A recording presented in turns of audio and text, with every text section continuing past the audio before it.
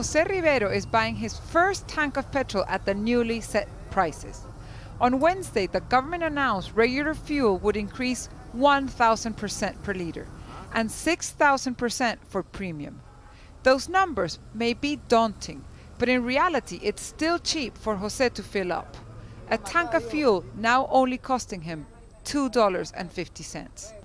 And yet, from the perspective of a bus driver who has seen his costs rise and without his salary doing the same, the government price hike didn't go far enough. It's still too cheap. It's a giveaway. They should have increased it more. Because despite the hike, it's still the cheapest petrol in the world. And yet, this race presupposes that everything else will cost more.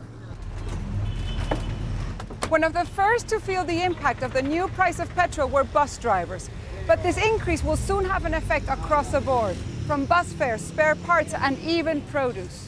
The sentiment of some economists is the president's move could make matters worse, not better. There is no way that just a devaluation, no matter how large or how important, it's going to solve the problem if there are no changes in other parts of the economic policy, both at the macro level, like the fiscal and monetary policy, but very importantly at the micro level, at the sectoral level, at the level of the institution that have generated the distortions that Venezuela is facing. According to Obuchi, a price increase on its own does little to solve the structural problems of a model that favors price controls. As always, it's the most vulnerable sectors of society who tend to feel the pain from reforms the most. The hike came late, and when it came, it was so abrupt that the effects will be huge.